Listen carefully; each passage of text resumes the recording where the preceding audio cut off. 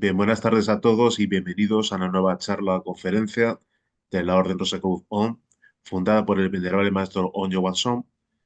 Y bueno, vamos a ir con la tercera parte de lo que es la saga dedicada al Imperio del Sol. Se nos han quedado en el tintero muchísimas cosas. Quizás, no sé si terminaremos con esta trilogía o haremos quizás una tetralogía, pero desde luego, bueno, hemos intentado tocar los aspectos más interesantes, pues que están relacionados con la enseñanza y que nos sirven y que utilizamos pues, para poder exponer ciertas cuestiones de la enseñanza que son de relieve y que consideramos fundamentales, interesantes, que son la base pues, de todo el sistema, ¿no? De toda la enseñanza de la Rosa y la Cruz. Así que bien, vamos a ello. Bien, como decía, las pirámides y templos secretos de las antiguas civilizaciones del Imperio del Sol, como los incas, mayas, aztecas, toltecas, nahuas, etcétera, etcétera, son monumentos fascinantes, cargados de misticismo, simbolismo. Estas estructuras realmente son o han sido construidas con técnicas avanzadas para su época. Ahora hablaremos precisamente sobre ese menester bastante interesante y reflejan, por supuesto, que reflejan un profundo conocimiento de astronomía, arquitectura, religión, etcétera. Los incas, por ejemplo, edificaron Machu Picchu, un santuario escondido de las montañas andinas, que fue descubierto pues, prácticamente a principios del siglo XX, vinculado al culto al sol, alineado con los solsticios. Los mayas, por su parte, pues erigieron pirámides como la de Chichén Itzá, cuya precisión astronómica pues, permitía marcar equinoccios mediante el juego de sombras con la serpiente emplumada, como todo el mundo sabe. Los aztecas destacaron con la pirámide del Sol y de la Luna en Teotihuacán, cuyos significados, pues para los profanos, permanecen envueltos en lo que es el misterio. Muchos de estos templos eran lugares donde los sacerdotes realizaban rituales sagrados y observaciones celestes. Además, se cree que algunos de ellos ocultan pasadizos secretos, túneles y cámaras subterráneas. Respecto al Imperio del Sol, sus templos y construcciones, la maestra Blavatsky afirma lo siguiente. A lo largo de la costa peruana, en toda Norteamérica, en los cañones de las cordilleras, los desfiladeros infranqueables de los Andes, y especialmente más allá del Valle Mexicano, yacen las ruinas desoladas de centenares de ciudades en un tiempo poderosas, que han caído en el olvido de la memoria humana junto a su nombre. Sepultadas en densas selvas, soterradas en valles inaccesibles, a veces bajo muchos metros de tierra, desde el día de su descubrimiento hasta la fecha continúan siendo un acertijo para la ciencia, eludiendo toda investigación. Su silencio es más impenetrable que el de la esfinge egipcia. No sabemos absolutamente nada acerca de América antes de la conquista. No ha sobrevivido ningún tipo de crónica, ni siquiera relativamente moderna. Aun entre los nativos no existen tradiciones tocantes a sus eventos pasados. Desconocemos estas razas que construyeron tales estructuras ciclópeas, así como ignoramos el culto extraño que inspiró a los escultores antidiluvianos, los cuales tallaron a lo largo de centenares de millas de muralla monumentos, monolitos y altares jeroglíficos insólitos, compuestos por grupos de animales, hombres, son las imágenes de una vida desconocida y de un arte perdido. Escenas a veces tan fantásticas y atípicas que involuntariamente sugieren la idea de un sueño febril cuya fantasmagoría por el simple gesto de la poderosa mano de un mago repentinamente se cristalizó en el granito, dejando para siempre atónita la posteridad. Aún en los albores del siglo XIX se desconocía el caudal de tales antigüedades.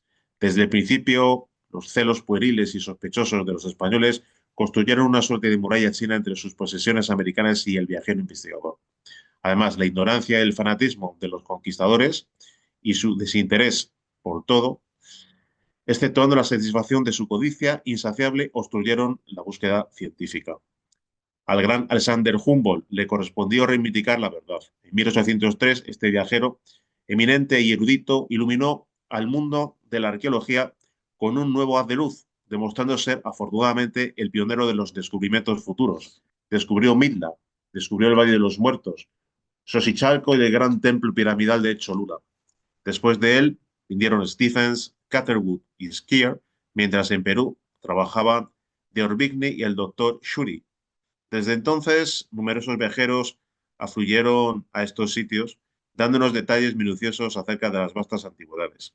Sin embargo, nadie sabe más si quedan todavía inexploradas y quedan desconocidas. Probablemente así sea, porque la selva es bastante enorme y siempre en un periodo de tiempo que nos ocupa, pues haciendo intervalos de pues una especie de años, suelen aparecer pues los típicos eventos y noticias, pues muchas veces patrocinados por National Geographic, en el cual aparece en medio de la selva un nuevo templo, una nueva ciudadela, etcétera, etcétera.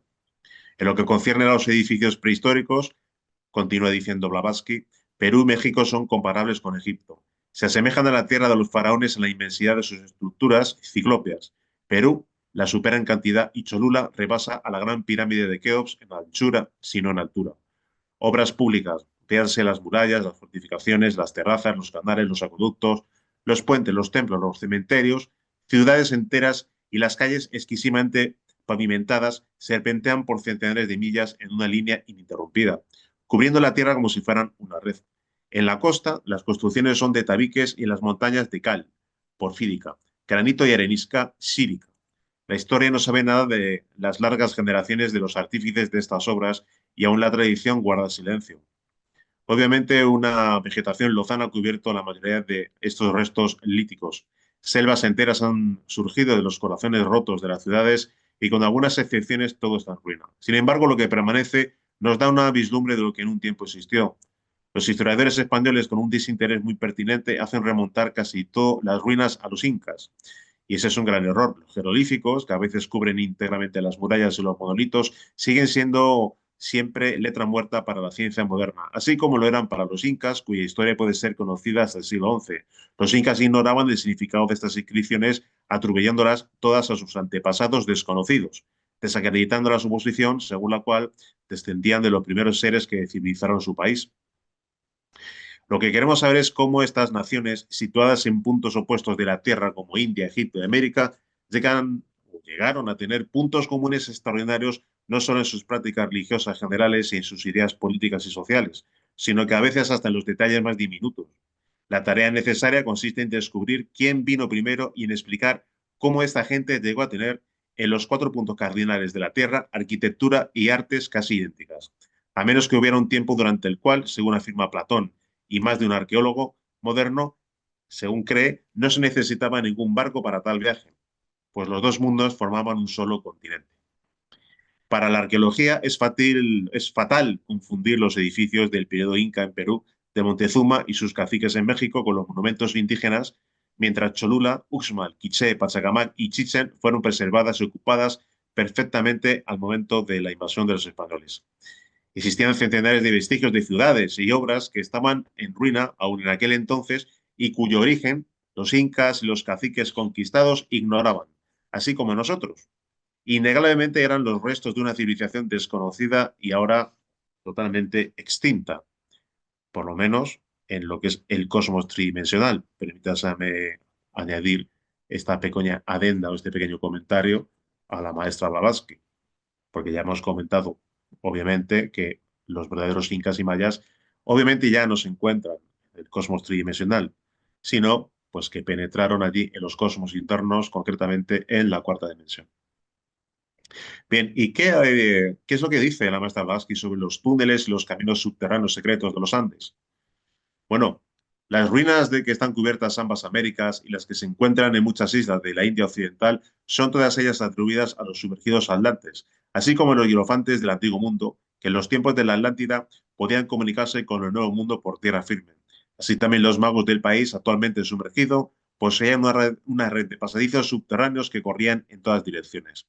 A propósito de estas misteriosas catacumbas, queremos relatar aquí una curiosa historia que nos contó un peruano que murió hace ya mucho tiempo cuando viajábamos juntos por el interior de su país. Algo de verdad debe tener tal historia, puesto que nos la confirmó posteriormente un caballero italiano, que había visto el lugar en cuestión, pero que por falta de medios y de tiempo, tan solo había podido verificar por sí mismo dicha historia, por lo menos en parte. El que dio la noticia al italiano era un viejo sacerdote, al cual un indio peruano le había comunicado el secreto en confesión. La historia se refiere a los famosos tesoros del último de los incas. Nuestro informante peruano añadió que a consecuencia de ciertas indiscreciones, varias veces repetidas, diferentes gobiernos habían mandado personas en busca del tesoro con el pretexto de hacer exploraciones científicas. Han registrado el país por completo, pero sin lograr lo que querían. Varios años después de haber oído tal historia y su confirmación por aquel caballero italiano, visitamos de nuevo Perú. Y yendo desde Lima hacia el sur por mar, llegamos cuando ya se ponía el sol a un punto cercano a Arica, y nos llamó la atención una enorme roca casi cortada a pico que permanecía en triste soledad en la costa, separada de la cordillera de los Andes. Era la tumba de los incas. Al iluminar los postreros rayos del sol poniente, la superficie de la roca pueden distinguirse con ayuda de unos gemelos ordinarios algunos curiosos jeroglíficos grabados en la superficie volcánica. Cuando Cuzco era la capital del Perú, tenía un templo del sol famoso en todas partes por su magnificencia. Estaba cubierto de gruesas planchas de oro y las paredes estaban revestidas con el mismo precioso metal. Sus cornisas eran también de oro macizo. En el muro occidental, los arquitectos habían practicado una abertura dispuesta de tal modo que cuando los rayos del sol daban en ella, los concentraban en el interior del edificio. Extendiéndose a manera de dorada cadena desde un punto brillante a otro, daban la vuelta a los muros iluminando a los deformes ídolos y poniendo de manifiesto ciertos signos místicos que en otras ocasiones eran invisibles. Únicamente comprendiendo estos jeroglíficos, idénticos a los que pueden verse hoy en día sobre la tumba de los incas, era como no podía uno saber el secreto del túnel o como realmente podía intentar saber dónde estaban sus entradas. Había una de estas en las cercanías de Cuzco, estando ahora oculta y siendo imposible de descubrir. Conduce directamente a un inmenso túnel que va de Cuzco a Lima y que torciéndose después hacia el sur se extiende por Bolivia. En cierto punto el túnel está cortado por una tumba real. En el interior de esta cámara sepulcral hay dos puertas ingeniosamente dispuestas, o más bien dos enormes losas que giran sobre unos goznes y que cierran de modo tan perfecto que únicamente pueden distinguirse de las demás porciones de los muros esculpidos por medio de algunos signos secretos cuya clave poseen sus fieles custodios. Una de esas losas giratorias cierra la boca meridional del túnel de Lima y la otra el extremo septentrional del pasadizo de Bolivia. Este último, dirigiéndose hacia el sur, pasa por Tarapá y Cobija, porque Arica no dista mucho del pequeño río llamado Paiquina, que constituye la frontera entre el Perú y Bolivia. No lejos de este punto existen tres picos aislados que forman un curioso triángulo. Están comprendidos en la cadena de los Andes. Según la tradición, la única entrada practicable del pasadizo que se dirige al norte está en uno de esos picos. Pero sin poseer el secreto de sus puntos de mira, en vano un ejército de titanes arrancaría las rocas con objeto de encontrarla.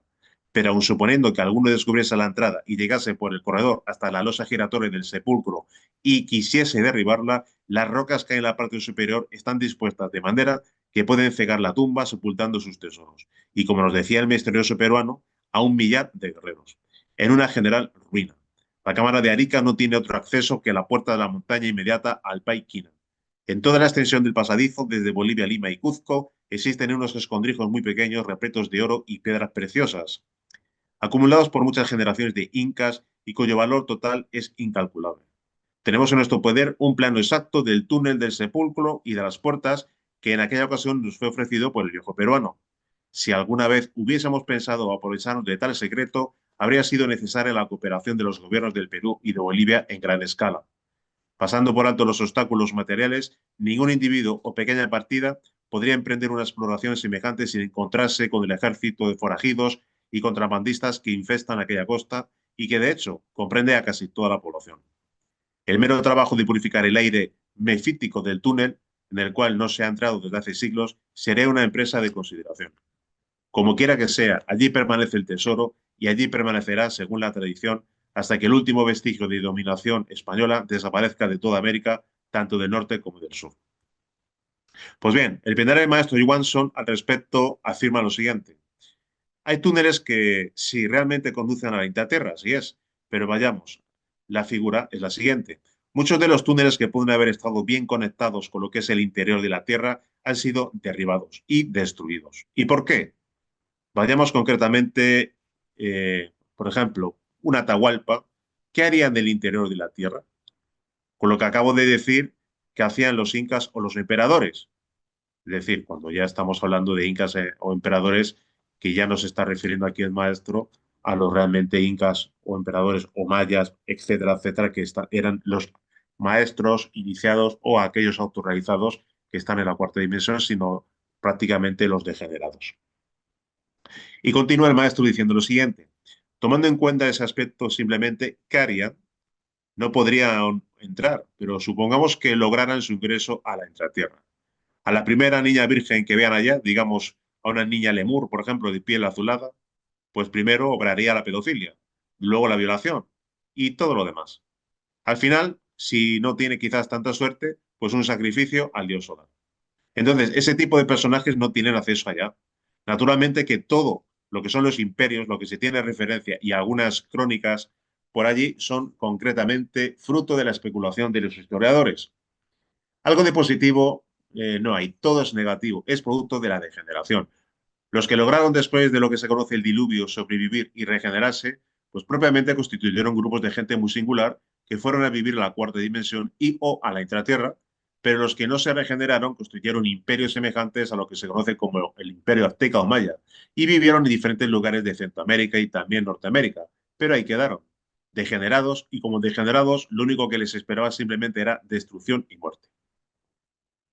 Bien, con respecto a las pirámides de Chichen Itza y Teotihuacán, son templos negros. Y al respecto, el maestro dice, claro, antes, mucho antes de ellos, refiriéndonos a ellos como los mayas e incas degenerados, no los verdaderos incas y mayas, hijos del sol, cuando fueron construidas, toda la perspectiva estaba en algo divinal, magnífico, glorioso, sublime, pero la degeneración hizo que todos esos santos lugares propiamente se constituyeran en terribles santos de sacrificio, de vicio, de degeneración, de muerte, hay mucho de historia oculta al respecto que no ha sido transcrita. Y es obvio que en algún momento, en cierto tipo de códices que van a ser redescubiertos, los que van a ser traducidos e interpretados, van a encontrar muchas cosas que son realmente preferibles que se escondan porque habla, por ejemplo, del pasado de los incas o de los aztecas. Bien, con respecto a la construcción de las pirámides y túneles secretos, continúa el venerable maestro Johansson diciendo lo siguiente. De la misma manera, muchos de los grandes bloques de las pirámides en todo tiempo y lugar han sido construidos. Algunos materialmente y físicamente, sí, dependiendo de su tamaño, pero otros de los que ya se ha puesto en duda la construcción material tridimensional han sido construidas con la ayuda o auxilio de eso que es la imaginación creadora. O sea, no han costado casi prácticamente nada, sino solo el uso de la imaginación creadora. Es obvio que en esos tiempos nadie la tiene, digámoslo así, pero en esos tiempos había gentes, sacerdotes iniciados que sí la tenían y de esa manera coadyuvaron en la construcción de eso que son las pirámides. Hay algunas piedras muy voluminosas que han intervenido con la fuerza mecánica de tecnología de ese tiempo. La fuerza muscular sí, pero hay otras que no, inclusive en pequeñas tumbas. Alguien les pudo haber facilitado, alguien les pudo haber brindado, diremos, el cimiento y sobre eso lo hicieron. Normalmente las tumbas son con ese objetivo, pero hay pirámides que no han tenido el objetivo de ser tumbas, han sido utilizadas como tumbas después de que encontraron algún propósito. Digámoslo así, las utilizaron como tumbas. Otras, en cambio, se han construido y se han utilizado como tumbas. ¿No serán tumbas solamente? La pregunta ya ha sido lanzada. No, no son solamente tumbas. Según dice, son portadoras, transmisoras o captadores de energía. ¿Para dónde y de dónde? Bueno, algunos dicen que ese tipo de energía captada precisamente de eso que es la cuarta dimensión o la quinta dimensión, o tal vez más allá de otras dimensiones, más o menos acertada es la figura. La cuarta dimensión está inherente o es inherente a nosotros. Entonces, es cuestión de poseer la tecnología del caso para aprovechar, digamos, algo de esa energía o asimilar algo de esa energía.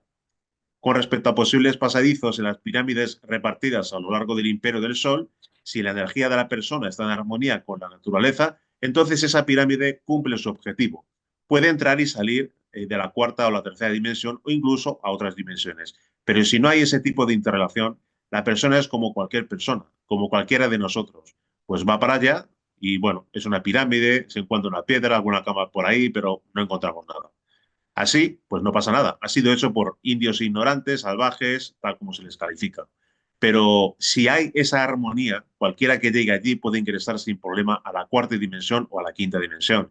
Esa armonía está prácticamente como base fundamental en la energía. Todo eso está construido con energía. La energía que produce ese tipo de armonía proviene del sol, ciertamente, pero es más la energía sexual. La energía sexual es energía solar.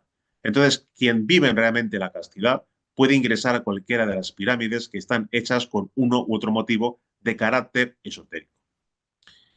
Bien, pues hasta aquí pues las palabras del maestro Johansson sobre pues, lo que son las pirámides, su vinculación con lo que es la posible cuarta dimensión o los mundos internos, etc. Bien, vayamos con lo que es Teotihuacán.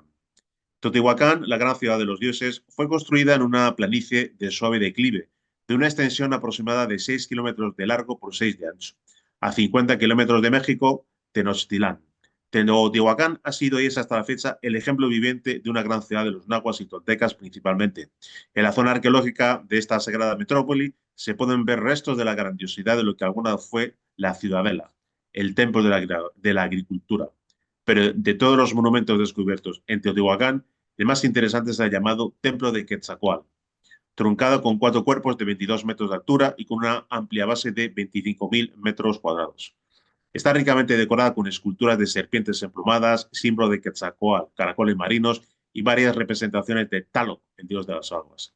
Antes de continuar, podemos realmente traer a colación la diapositiva que estamos viendo en este mismo instante.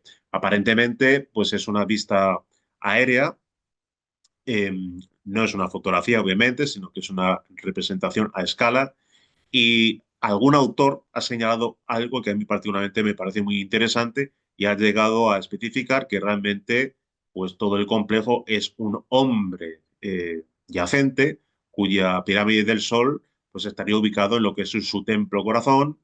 Obviamente la pirámide de la Luna sería el cerebro y lo que es la calzada de los muertos que vemos justamente en el eje central pues representaría lo que es la columna vertebral. Bueno, habría que de alguna manera ver si es una conjetura, es una opinión personal, pero la verdad es que en la disposición tal como la plantea, a mí me ha parecido interesante traer la colación y pues en un futuro pues consultaremos con el maestro para ver en principio si realmente se ajusta a esas conjeturas y es una realidad. Pero sí parece interesante. Bien, aquí vemos la grandiosidad de lo que es Teotihuacán en estas diapositivas, de lo que pudo ser en su momento. A mí particularmente me parece impresionante porque vemos lo que es esa gigantesca pirámide en la izquierda de la diapositiva, pero a su vez vemos como otras pequeñas pirámides que circundan lo que es ese eje central, esa calzada de los muertos, ¿verdad? Parece algo realmente impresionante. No tiene nada que envidiar a ninguno de los yacimientos arqueológicos egipcios, ni a ninguna de las pirámides egipcias, porque la grandiosidad realmente pues, se ve en estas fotografías. Bien, habíamos hecho mención concretamente de que aparecen mucha simbología en lo que es este complejo. Hemos hablado de esculturas de serpientes emplumadas, símbolo de Quetzalcóatl, caracoles marinos y varias representaciones de Tlaloc, el dios de las aguas. Y por supuesto, como no podía ser de otra manera, pues hablando de las aguas, toda creación parte de las aguas. Recordemos el mismo Génesis. Siempre se ha dicho que donde sobresale una gran civilización, esta ha sido asociada con el agua. Los incas y el Titicaca, los egipcios y el Nilo, los asirios y babilónicos y el Tigris, el Éufrates, etc. El gran lago Texcoco bien podría representar las aguas de la vida. Y es que la regeneración y el despertar del hombre tiene como base el trabajo con las aguas espermáticas. Así, de esta manera, el venerable maestro Johansson afirma al respecto: la criatura llamada humana desconoce completamente todo el poder divino que se haya contenido en su simiente, desconoce todo aquel potencial de vida que se haya encerrado en su ensémenis. Lo más precioso que tiene la criatura humana es su semilla, su simiente. Nada hay en el universo que tenga un valor semejante al de la simiente humana. La simiente humana es invalorable. ¿Qué no haríamos? ¿Qué no lograríamos realizar en nosotros mismos si se sabe aprovechar inteligentemente toda esa energía contenida en la simiente humana? En el Enseminis, la simiente humana es invalorable. La simiente humana es energía solar latente. Basta saber cómo desarrollar todo el potencial energético contenido en el Enseminis para transformarnos completamente y convertirnos en seres humanos y lograr nuestra realización como hombres reales y auténticos. Obviamente, todas estas civilizaciones solares tienen como base el trabajo místico con la piedra filosofal, con el sexo. El animal racional se encuentra sumido en el sueño. Es una especie de hipnosis colectiva, lo que le convierte en un antropoide que vive y muere en el sueño de la conciencia. Requisito para revertir esa situación es alcanzar el despertar de la conciencia. De ahí el trabajo alquimista con las aguas espermáticas, con el mercurio, con el licor seminal, el cual debe ser transmutado con energía crística. Con respecto a la transmutación, el venerable maestro Johansson afirma: La transmutación sexual logra, con el ejercicio de la voluntad consciente, modificar, cambiar totalmente, transformar íntegramente la simiente humana, transmutándola de materia semisólida y semilíquida en energía. Todos los espermatozoides y proóvulos son completamente transmutados de materia protoplasmática en energía. Energía que comienza a circular por el organismo a través de sus canales respectivos. Con la constante transmutación alquímica se logra proporcionar a la conciencia el elemento necesario que le permite despertar. La conciencia despierta precisa de energía para mantenerse despierta, para desarrollarse, y esta energía la obtiene de la simiente transmutada. La regeneración sexual es posible gracias a la transmutación de la simiente humana. La más importante regeneración que se logra gracias a la transmutación sexual es la transformación integral de la conciencia. Transmutación sexual es cambio consciente de la mecanicidad y rutina bestial en acto voluntario y controlado integralmente. Es transformación de la materia caótica en energía pura, ígnea, radiante, con cuyo poder divinal realizamos la más grande de las revoluciones, la revolución de la conciencia. Continuando con nuestro viaje en Teotihuacán, en su totalidad, incluyendo la Gran Pirámide del Sol, de la Luna y la Avenida de los Muertos, como se le llama, algunos autores, como ya hemos visto, pues sostienen que no es más que una gran maqueta de un gigantesco hombre acostado. Tal como hemos mencionado, parece interesante. Bien, vayamos también hablando de los templos secretos. Hablamos concretamente, en este caso, nos vamos a la capital mexicana y nos vamos al cerro de Chapultepec. Los principales y portentosos templos y ciudades de los aztecas fueron muchos, entre los que más destacan está justamente el templo de Chapultepec, palabra náhuatl que significa Chapul grillo y Tepec cerro. Recordemos la novela Rosacruz del venerable maestro Viracocha, donde describe la iniciación del comandante Montenero en el templo de Chapultepec, situado en estado de ginas, es decir, en la cuarta dimensión. Aquí vemos lo que es, pues varias fotografías de lo que es el cerro, y en algún lugar del mismo, obviamente, se penetra a lo que es el santuario, a lo que es el templo secreto, donde ya se penetra en lo que es la cuarta dimensión. Es curioso justamente ver cómo está rodeado ya por prácticamente toda la metrópolis, pero ahí se conserva el místico cerro de Chapultepec, donde se encuentra lo que es el templo de Chapultepec. Bien, Uxmal. Uxmal es considerado como un centro ceremonial en el que se enfatiza la influencia de Kukulcán o Quetzalcóatl. En algunos edificios hay varios cuartos donde se encuentran representaciones de algunos animales como ranas, pájaros. Los edificios más importantes son el cuadrángulo de las monjas, el panteón, el observatorio, el templo del adivino y el palacio del gobernador. En este centro ceremonial hallamos varias cuestiones que son realmente interesantes. Nos encontramos unas formas que adoptan, al igual que sucede en otros lugares, la cruz de San Andrés, como ahora veremos. Primero vamos a contemplar pues, ciertas cuestiones de lo que es el complejo arqueológico de Uxmal, como esta pirámide, con esa puesta de sol, una auténtica maravilla, lo que pudo ser justamente en su época de esplendor. Y ahí la tenemos, la cruz de San Andrés. Y decíamos concretamente que, como ya hemos comentado, y en algunas ocasiones, representa el cruce alquímico del mercurio agua y el azufre fuego para el nacimiento interior. La cruz de San Andrés explica el trabajo a realizar mediante la sabia combinación de las fuerzas masculinas y femeninas. El venerable maestro Iwanson afirma con respecto a la cruz: los dos maderos son propiamente el varón y la varona, unidos en sacra comunión íntima en la rosa. La rosa es el sexo. El varón y la varona, reunidos y participando juntos de la comunión sexual, sin la expectación del espasmo, forman una cruz viviente. Y de esa sublime comunión nace por la fecundación del fuego en la semilla viviente sobre el ens seminis, la rosa ígnea y sacrosanta. Varón y varona unidos sexualmente, las prácticas del arcano solar son una rosa cruz viva y palpitante. El espíritu es fuego, y este es el principio eterno masculino, y el agua es el principio femenino universal y se haya constituido por el ensémenis. El fuego o espíritu está representado en la cruz por el madero vertical. El agua, o sea, el ensémenis, está representado por el madero horizontal. La rosa simboliza al Cristo pleno y totalmente realizado. El fuego es el Padre, el agua es la Madre. Las figuras que observamos en el complejo de Uxmal, observamos una cruz de San Andrés en forma de huesos, tal como estamos viendo concretamente, y justamente al lado estamos viendo una especie de calavera, ¿verdad? Bien. Eh, una figura que realmente evoca el trabajo alquímico con el fuego y el agua, tal como acabamos de decir, con la cruz, el cruce sexual, con el gran arcano y con la muerte mística. Y ahí contemplamos la muerte del ego, por supuesto. De la misma manera encontramos unas representaciones pétreas de una serie de falos que ahora veremos. Vemos también otra representación de la cruz en Cava, es otro lugar arqueológico. Vemos concretamente que hay varias representaciones de ciertos ornamentos o cuestiones también de orden simbólico, pero parece demasiado significativa lo que es la cruz que tenemos casi en el centro de la pantalla, un poquito hacia la izquierda, como podéis ver, me ha parecido bastante interesante.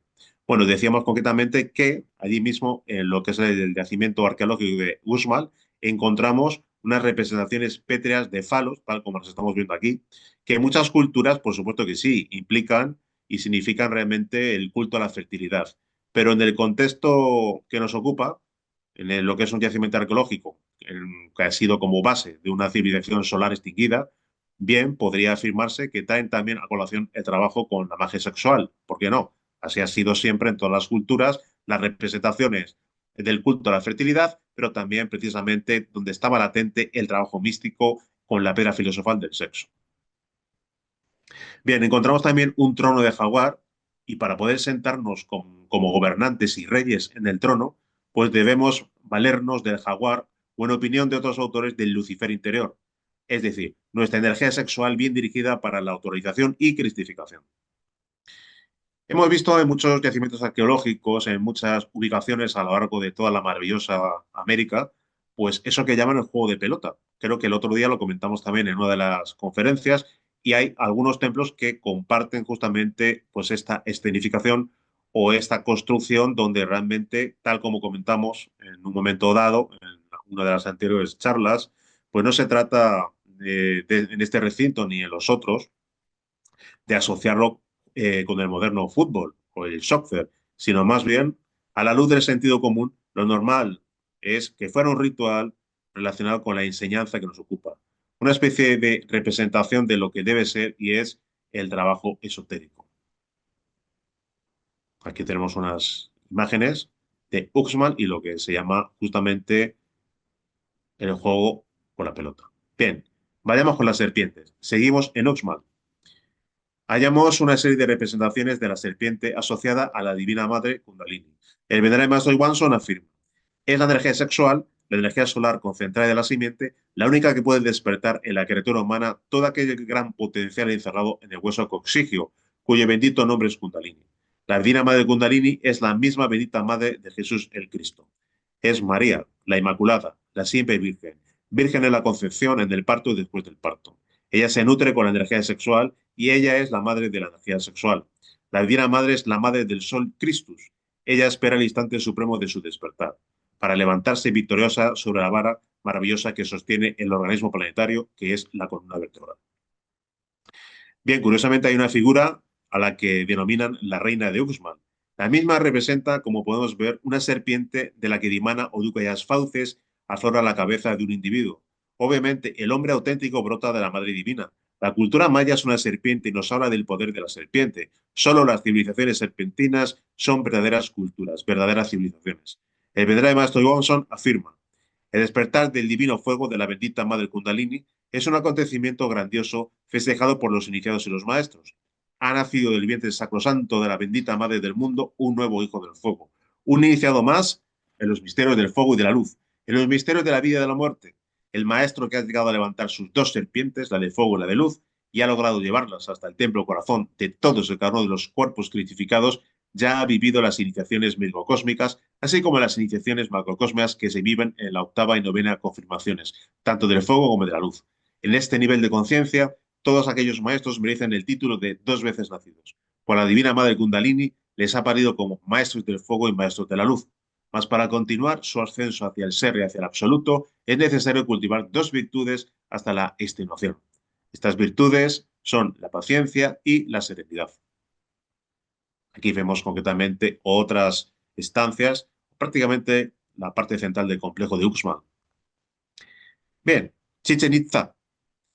Las principales construcciones de este gran centro arqueológico son la gran pirámide conocida como el Castillo, el juego de pelota, aquí nos encontramos otra, que es el más bello y completo hasta ahora encontrado, las 1000 columnas, el templo de los guerreros, la casa de las águilas, el Zompalli, plataforma de las calaveras, la llamada tumba de Chacmol, el templo de los Barbados, la tribuna, la plataforma de Venus, el mercado, los baños de vapor, el templo de los paneles, la casa del venado, la casa roja, la tumba del gran sacerdote, la casa de las monjas, el templo fálico, el templo o el templo de las pequeñas cabezas, el templo de los cuatro dinteles y el gran observatorio llamado El Caracol.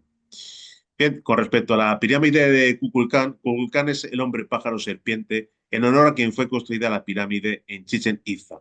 Es un dios maya y viene a significar en nosotros la formación del ser, una vez que se ha trabajado en la eliminación del ego, de los yoes. Kukulcán es el mismo que Chacual Azteca. Curiosamente, la pirámide de 30 metros se compone de 9 cuerpos escalonados. Y hay que decir que principalmente son 9 las iniciaciones de misterios mayores en los misterios del fuego. En lo alto de la pirámide, en lo alto se encuentra el templo. En el interior de la pirámide hallamos el jaguar rojo, probablemente sea rojo porque ya ha alcanzado la rubificación, convirtiéndose en un maestro autorrealizado. La propia pirámide simboliza el íntimo. Y de hecho, recordemos que el rojo es la última fase de los colores de la gran obra, tal como se especifica en los más avanzados tratados de alquimia medieval por los más grandes maestros. Tenemos siempre lo que es las fases de la gran obra en cuanto a colores que nos ocupa. Tenemos siempre el negro, el blanco y el rojo. El negro representado por el cuervo negro, la fase de caput mortum, la fase de nigredo. Lo que es el albedo, color blanco, representado por la paloma del Espíritu Santo, y la fase de rubedo, representada siempre por el color rojo, el faisán rojo, que es la rubificación de la piedra, haber alcanzado lo que es la piedra filosofal. Recordemos que en algunas culturas del Asia, lo que es el jade, pues también es sinónimo de inmortalidad. Bien, con respecto al juego de pelota, ya hemos comentado anteriormente, ya hemos detallado haciendo referencia a un posible ritual o una representación del trabajo interior. Bien, con respecto al templo de los guerreros, rodeado de cientos y cientos de columnas representando a guerreros, incursionamos en la entrada sorteada por animales fantásticos, en este caso dos serpientes. Hay una serie de detalles como unos frisos esculpidos representando águilas, jaguares y guerreros. Tanto en la escalinata como en el pórtico se ve repetido el motivo de la serpiente emplumada, como ahora veremos. Los salones interiores están sostenidos por pilastras cuadradas decoradas por todos sus lados con representaciones de guerreros. El santuario interior conserva la mesa del altar sostenida por lo que se llama atlantes. Como hemos comentado anteriormente, y de nuevo nos encontramos mayoritariamente con la figura de la serpiente, como vemos aquí, justamente en lo que es la entrada.